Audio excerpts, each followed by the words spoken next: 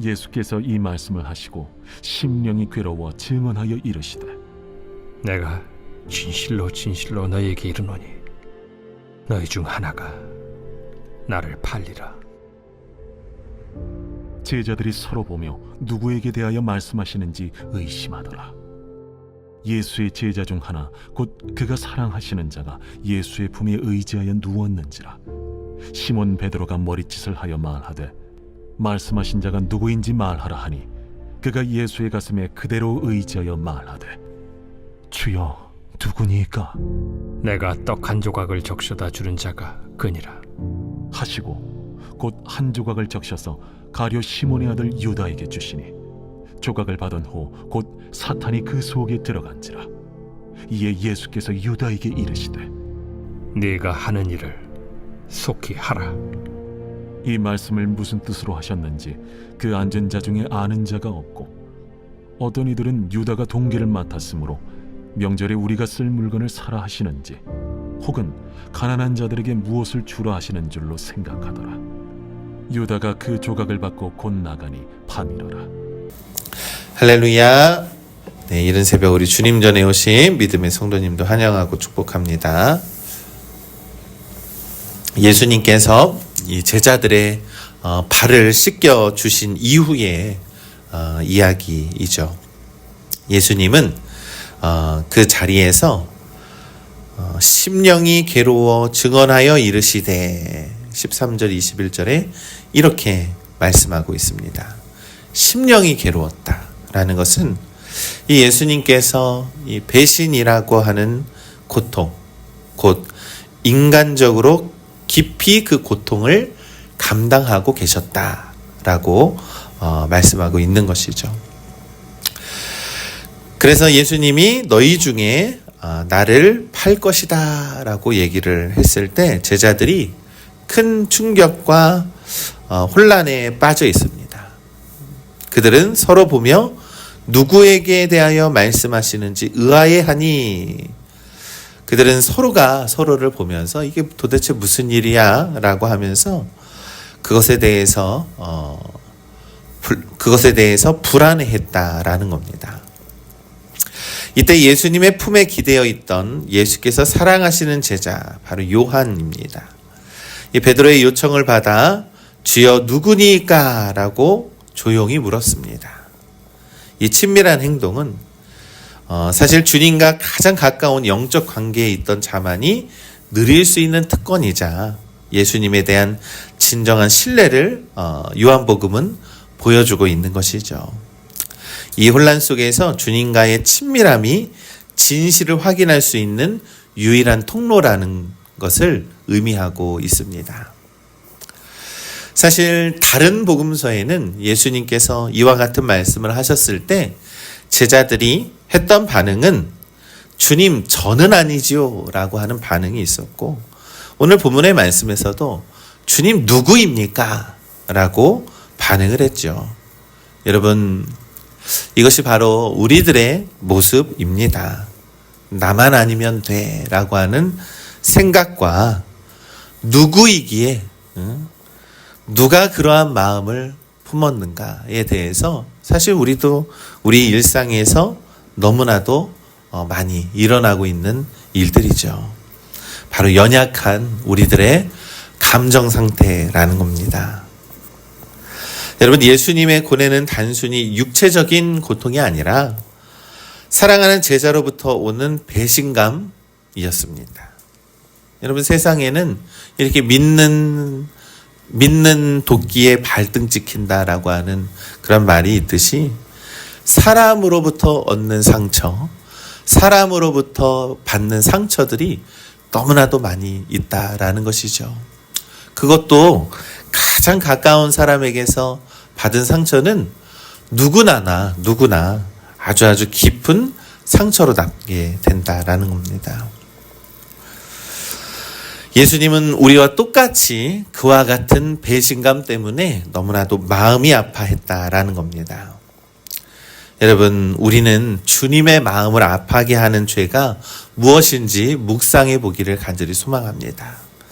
여러분, 우리가 누군가의 믿음을 저버리는 행위, 우리도 누군가를 배신할 수 있는 연약한 존재임을 깨닫기를 간절히 소망합니다. 또한 우리의 신앙과 믿음은 너무나도 부족해서 가룟 유다의 모습이 바로 우리의 모습이 될 수 있다라는 것도 또한 묵상해야 합니다. 영적인 혼란 속에서 우리는 진리를 분별하지 못하면 이 가룟 유다처럼 금방 사단이 우리의 마음에 들어와서 누군가를 상처내고 누군가의 마음을 실족하게 하고 더 나아가서는 예수 그리스도의 마음을 실족하게 하는 그러한 연약한 존재라는 것을 우리는 꼭 기억해야 합니다. 예수님은 그 사랑하시는 제자의 질문에 은밀하게 대답을 하죠. 26절의 말씀에 내가 떡 한 조각을 적셔다 주는 자가 크니라 라고 얘기를 합니다. 그래서 예수님은 떡을 한 조각을 적셔서 가룟 시몬의 아들 유다에게 주셨더라. 당시 떡을 적셔주는 행위는 사실 친밀함과 유대의 이 관습에서 떡을 적셔주는 행위는 이 친밀함의 표현이었다라는 거예요. 환대의 의미가 있었다라는 겁니다. 이 모습을 보면 제자들의 입장에서는 오해가 생길 수 있는 것이죠. 그러나 예수님의 입장에서는 마지막 순간까지 그 유다를 친밀하게 생각했다라고 하는 사랑의 마음을 보여주고 있는 것이죠. 어쩌면 이 제대로 정신이 박혀있는 사람이라면 이미 유다의 마음속에 예수님을 배신할 마음이 있었지만 예수님이 그러한 행동을 했을 때 어쩌면 그에게는 회개할 수 있는 마지막 기회였다라는 것입니다. 그러나 유다는 이 예수님의 이 사랑의 손길을 거부하죠. 27절에 떡 조각을 받은 후 곧 사탄이 그에게 들어간지라 이렇게 설명을 합니다. 이 구절은 유다의 배반이 단순한 탐욕의 문제를 넘어서 이 배신의 문제를 넘어서 마귀 사탄이 직접적인 개입에 의한 영적인 공격 또는 영적인 그의 불안정함을 말씀하고 있는 겁니다. 여러분, 여전히 사탄은 이 유다의 마음속에 있던 탐욕과 불신앙을 이용해서 그를 장악했다라는 거예요. 그의 마음을 완전히 장악했다는 겁니다. 그래서 유다는 이 회개에 돌이킬 수 있는 기회를 저버리고 어둠의 길, 곧 죽음의 길을 선택하게 되었다라는 것이죠. 예수님은 유다에게 내가 하는 일을 속히 하라라고 말씀합니다. 이는 하나님의 구원의 계획이, 하나님의 크신 뜻이 곧 십자가에 달리시는 일이 더 이상 지체돼서는 안 된다라는 것을 의미하는 것이죠. 우리 믿음의 성도 여러분, 우리들에게는 자유의 의지가 있습니다. 애초에 인간에게는 자유의 의지가 있습니다. 그러나 사단의 유혹에 대한 엄중한 경고가 오늘 이 말씀에 담겨 있다라는 것이죠. 하나님은 언제나, 예수님은 언제나 우리를 사랑으로 인도하시고 또한 이 어둠에 가는 그 길목에서 우리를 회개의 길로 돌이키시고 우리에게 어떠한 경고와 보호의 메시지를 보냄에도 불구하고 우리는 언제나 사랑을 거부하고 죄를 선택할 때가 고집스러운 우리의 모습이 얼마나 많이 있는지 모릅니다. 사탄은 그러한 그 마음에 들어온다라는 것이죠. 여러분, 우리는 이 마음의 문을 절대로 사탄에게 열어주어서는 안 된다라는 것입니다. 그래서 우리는 항상 하나님의 말씀과 예배와 기도와 우리가 주님을 향한 그러한 마음을 가지고 언제나 어둠의 세력을, 언제나 유혹과 언제나 우리의 연약함이 나타날 때에 주님을 의지하는 믿음의 성도들 되시기를 간절히 소망합니다. 이 예수님께서 말씀하신 속히 하라라는 이 말씀을 들었을 때 참 안타깝게도 자리에 앉아 있는 제자들 중에서 아무도 이게 무슨 뜻인지, 유다가 왜 저런 행동을 했는지에 대해서 아무도 몰랐다라는 것입니다. 이것은 바로 그들의 영적인 무지를 나타내고 있는 것이지요. 그들은 유다가 돈계를 맡고 있었으므로 6월절에 필요한 물품을 사러 갔는가 이렇게 생각하는 사람들이 있었다는 것, 가난한 자들에게 무언가를 나눠주러 갔는가 이렇게 생각을 했다라는 겁니다. 그러니까 유다의 역할이 이 돈을 맡은 회계의 역할이었기 때문이죠. 어찌 보면 제자들은 바로 그러한 생각을 하는 것은 자연스럽게 보였습니다. 그러나 유다는 떡 조각을 받고 곧 나가니, 요한복음 13장 30절에 곧 그가 나가니 밤이러라 라는 것입니다. 여러분, 단순히 시간적인 의미가 아니라 영적인 의미를 나타내는 거예요. 가룟 유다가 영적인 어두움에 빠질 때 제자들 역시도 그들의 무지함 속에서 영적으로 어두워져 있었다라는 것입니다. 우리 믿음의 성도 여러분, 이 배신에 대한 이 예수님을 가장 마음 아프게 했던 그 순간이 바로 이 순간이지 않을까 묵상해 봅니다. 가장 사랑하는 제자들, 그리고 가룟 유다의 운명이 어떻게 될지 뻔히 아는 예수님의 마음이 얼마나 힘들고 얼마나 괴롭고 얼마나 아팠겠습니까?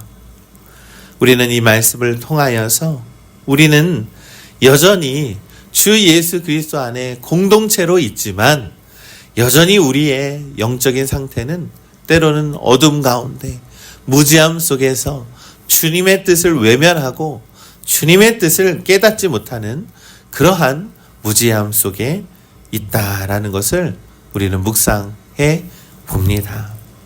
그러니 우리 믿음의 성도 여러분, 주님 안에 있는 우리 믿음의 제자들로 살아가기 위해서는 주님의 사랑을 외면하지 말고, 또한 예수님께서 하시는 그 경고도 외면하지 말고 우리가 온전히 주님을 향한 헤아림의 마음으로 주님의 마음을 향한 신앙과 믿음의 태도를 가지시길 간절히 소망합니다. 예수님이 이제는 곧 십자가에 달려 죽게 될 것입니다. 아무리 얘기해도 제자들은 그 사실을 알지 못했고 그 의미를 알지 못했죠.